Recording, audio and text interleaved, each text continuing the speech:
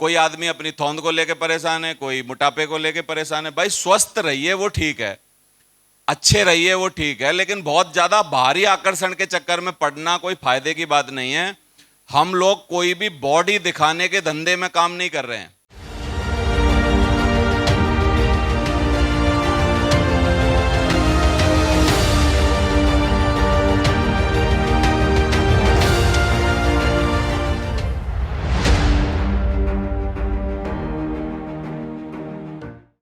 कपड़ा भी हमारा, अगर हम पहले पैंट सिलवाते थे, आजकल तो सिलवाते नहीं, 135 आता था। दुनिया की 1.25 में बन रही है, हमारी 1.35 में बन रही है। हम उस टाइम अपने आप को कोसते थे कि साला 10 सेंटीमीटर कपड़ा और ज्यादा खरीदना पड़ता है, ऐसी लंबाई का क्या फायदा। अभी तो कोई बात नहीं, चलो ठीक है। तो दुनिया में बाहरी आकर्षण से ऊपर उठी है। सबसे पहले मेरा बोलना आपको यह है, कितने लोगों को समझ में आ रहा है? कोई आदमी अपनी थोंद को लेके परेशान है, कोई मोटापे को लेके परेशान है। भाई स्वस्थ रहिए वो ठीक है, अच्छे रहिए वो ठीक है, लेकिन बहुत ज्यादा बाहरी आकर्षण के चक्कर में पड़ना कोई फायदे की बात नहीं है।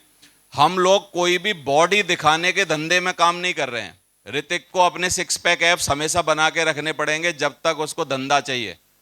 सलमान को फिजिकली अच्छा रहना पड़ेगा, दिखना अच्छा पड़ेगा, कितना अच्छा है इससे कोई लेना देना नहीं है।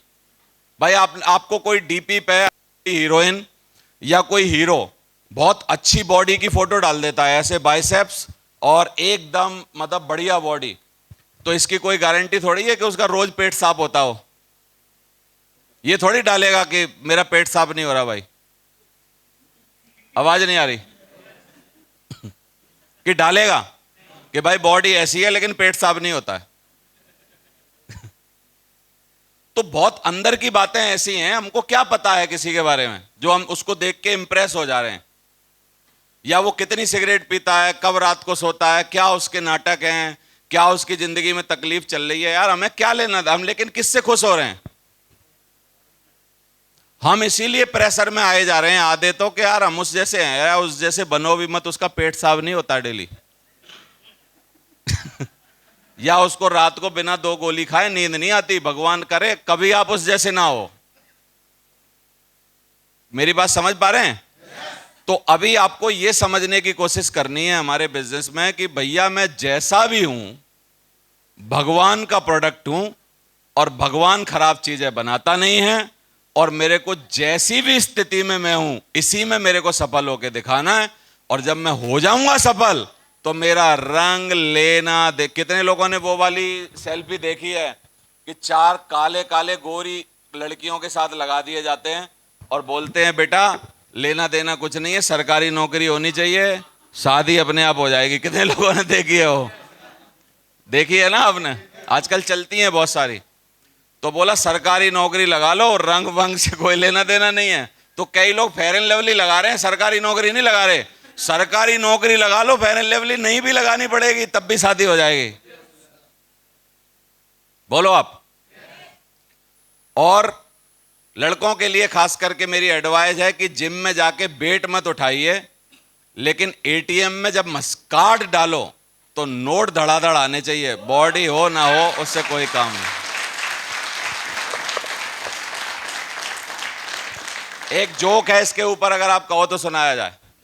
एक आदमी जिम में आके सारे जिम वालों से आके पूछ रहा है कि साहब ये बताओ मैं कौन सी मशीन का यूज करूं जिससे कि मेरे लिए एक सुंदर लड़की पट जाए, पूछ रहा है।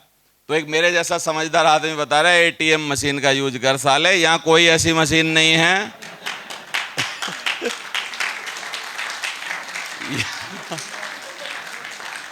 यहां इस जिम में तेरे लायक कोई मशीन नहीं है जैसे लड़की पट जाए।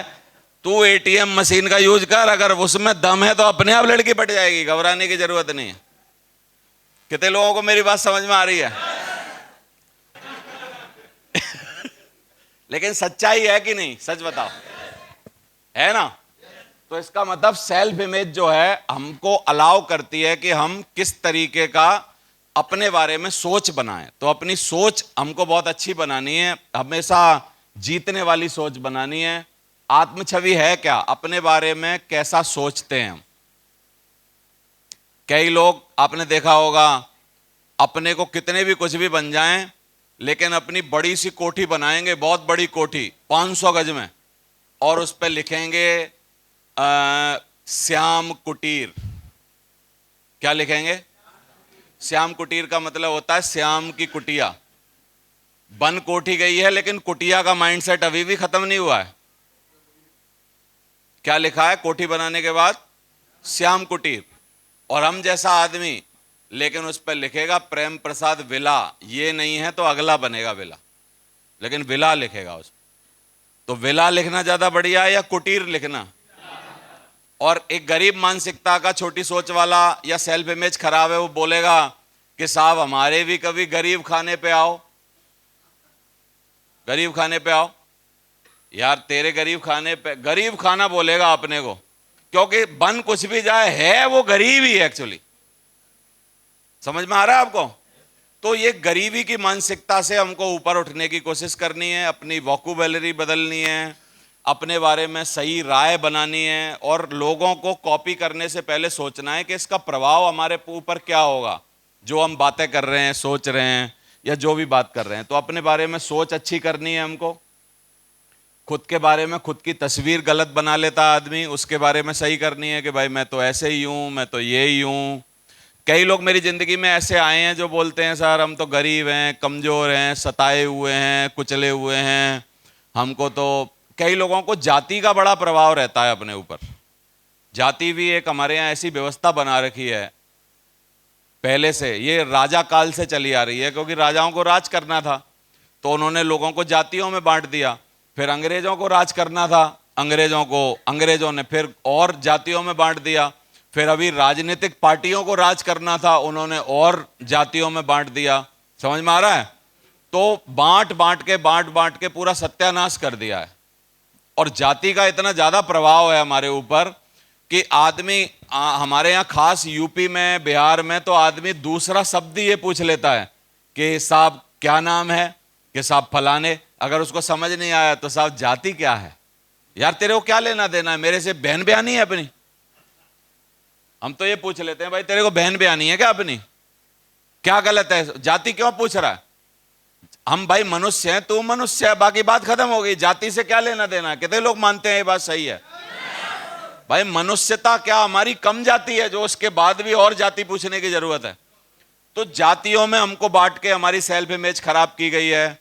गरीब अमीर का अंतर दिखा के हमारी सेल्फ इमेज खराब की गई है। हमको एक्चुअली किसी भी आदमी को बर्बाद करना हो ना दुनिया में, तो बोलते हैं उसका कॉन्फिडेंस पे चोट करो आप। कॉन्फिडेंस, क्योंकि एक ही वस्तु है आदमी के पास, कॉन्फिडेंस। कॉन्फिडेंस से आदमी दूसरे की गद्दी कब्जा सकता है। तो कॉन्फिडेंस पे चोट की जाती है हमेशा। और नेटवर्क मार्केटिंग ऐसा सब्जेक्ट है जिसमें कॉन्फिडेंस को ही हमेशा इंक्रीज किया जाता है। दुनिया में आपको दबाया जाएगा, नेटवर्क मार्केटिंग में जब भी आओगे डेली हवा मारी जाएगी। इसलिए मेरे को अच्छा लगता है काम, इसमें जरूर आना चाहिए, बार बार आना चाहिए। क्योंकि आप थोड़ी हवा लेके आते हो, यहां गुब्बारा फुला के बेच देते हैं, भले ही बाद में निकल जाए हवा, लेकिन फुलाते डेली हैं। बोलो आप। तो नेटवर्क मार्केटिंग इसलिए बहुत अच्छा काम है। इसमें आम आदमी की सेल्फ इमेज बढ़ाई जाती है। सेल्फ इमेज बढ़ाने के आप तरीके देखो, इनको ऐसे चमकाया जा रहा है, इनको बड़ा मतलब अच्छा लग रहा होगा कि यार हमारी भी कोई वैल्यू है। सेल्फ इमेज बढ़ाने का आप देखो कि फोटो छापे जा रहे हैं, ऐसा किया जा रहा है। नेटवर्क मार्केटिंग में कुछ एक्स्ट्रा ही सम्मान मिलता है, मैं बता रहा हूं आपको। और यहां आदमी गोल्ड वोल्ड बन जाए, उसको इतना नाटक कर देते हैं कि फिर वो साला निकलता ही नहीं है। उसके बाद बोला यार अभी करना क्या है यार, बोला ठीक है। तो थोड़ा प्रैक्टिकली भी समझना है कि भैया हम आपके साथ जो भी करते हैं, आपको सम्मानित करते हैं, आपको एक कुर्सी देते हैं, एक सोफा देते हैं, कहीं हम आपको इज्जत देते हैं, आपके नाम के सामने जी जी लगाते हैं, आपसे तमीज से पेश आते हैं। एक्चुअली हम सेल्फ इमेज बढ़ाने का काम करते हैं। इसको एज ए ग्रांटेड मत ले लो कि मैं कुछ बन गया हूं। अगर किसी को कुछ भ्रम हो गया हो अपने बारे में किसी भी लेवल पे, मेरे को भी, तो मैं गोवा की किसी भी दुकान में जाके टिकिया खा के देख लूं किसी यूपी वाले से कि भाई जरा एक देना टिकिया, एक दोना, और 10-20 खा लूं और बोलूं उसको तू मेरे को जानता नहीं रहा है। बोला जानता पानता, यहां रख पैसा 15 रुपया, जानता बाद में देखा जाएगा कौन है तू। बोलो आप। तो एक्चुअली मैं भी वही हूं जो आप हो। मेरी वैल्यू सिर्फ कमरे में है, हॉल में है। अगर मैं इस हॉल से बाहर चला जाऊं, मैं भी क्या हूं, मैं आपसे पूछ रहा हूं, लेकिन मेरे को मेरी औकात हमेशा पता है, ये मेरी अच्छी बात है। और मैं कभी ओवर उसमें कभी भी नहीं आता हूं। मैं मेरा कम सम्मान करने के लिए बोलता हूं। नहीं तो लोग तो चार ही माला लाया, ढोल नहीं लाया, फलाना नहीं लाया, अरे बोला मैं यहां बैठूंगा, ऐसे होगा। तो बोला तू, अब मैं अब उससे पूछना चाहता हूं, भाई तू हमारे ही खर्चे पे जिंदा रहेगा क्या? हम ही माला डालें, हम ही ढोल बजाएं, हम ही साले तेरे लिए कुर्सी लाएं, हम ही, तू तू हमारे लिए ही पैदा हो रखा है। तेरे सारे घर से लेके यहां तक ढोल बजाने की जिम्मेदारी हमारी ही है क्या? समझ में आ रहा है आपको? मतलब उन्होंने इतना सीरियसली ले रखा है कि मतलब सम्मान, मान, माला, ये वो। मेरे को पहले दिन से पता है, और ये एक्चुअलिटी है नहीं कुछ भी, क्योंकि टिकिया वाले के पास औकात हमको अभी भी पता है हमारी क्या है। कितने लोगों को मेरी बात समझ में आ रही है? फिर आप बोल रहे होगे कि सर फिर किस लिए काम करें जब सम्मान असली है ही नहीं। असली नकली का कोई लेना देना ही नहीं है। असली असली सम्मान दुनिया में है ही किसी का नहीं। सम्मान दुनिया में परमानेंट किसी का है ही नहीं। बड़े बड़े भगवानों का नहीं रहा, बड़े बड़े राजाओं का नहीं रहा, यार किसका रहने वाला है? तो इसके चक्कर में भ्रमित मत होइए कि मैं ये बन गया हूं, मैं जी मैं तो अब टोपाज हो गया। टोपाज हो गया तो क्या हो गया? प्लान नहीं दिखाएगा। एमरल्ड हो गया तो फिर क्या हो गया? धोनी जो भी बन गया हो, विराट कोहली कुछ भी बन गया हो, तो रन नहीं लेगा क्या? लेगा ना। और अब वो बोले कि भाई मैं अब देखो बॉल को बल्ले से नहीं छुपाऊंगा, बिना बॉल बल्ले से जानी चाहिए, क्योंकि मैं कुछ बन गया हूं। पहले जैसे मारता था अभी भी मार, और अब थोड़ा ज्यादा जोर लगा। पहले तेरा छक्का कम पड़ता था, अभी तेज जाना चाहिए। कितने लोगों को मेरी बात समझ में आ रही है? तो है क्या दुनिया में?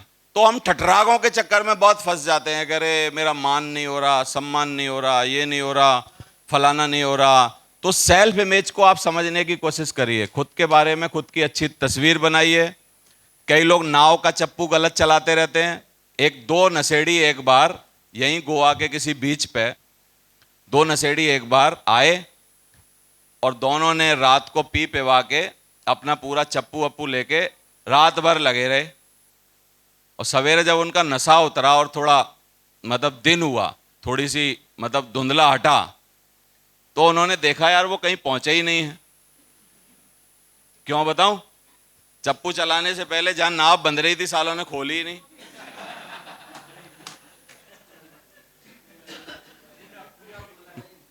रात भर चलाते रहे और दोस्त मेरे वो है, ये है, अरे तू मेरा भाई है, अरे बोला तेरा साथ जिंदगी में कभी नहीं छोड़ना है, क्या बात है, आज बोला तूने मजे कर दिए यार, 2 की जगह 3 बियर पिलाई, ये वो। सवेरे साले कहीं पहुंचे ही नहीं, रात भर चप्पू चलाया। क्यों? हाँ, क्योंकि जहां बंध रही थी वह खोल तो लो पहले, तब चलाने से कोई फायदा है ना। तो हम लोग कई बार ऐसी मेहनत कर रहे होते हैं कि कर बहुत कुछ रहे होते हैं, लेकिन पहुंच कहीं नहीं रहे, बस लगे हुए हैं, एक्शन कर रहे हैं। तो खुद के बारे में जितनी अच्छी तस्वीर होगी उतनी परफॉर्मेंस अच्छी होगी। किसी को लगता है कि अपना काम बहुत आसान है, आंखों में मिर्च थोड़ी डाली है किसी के, नहीं।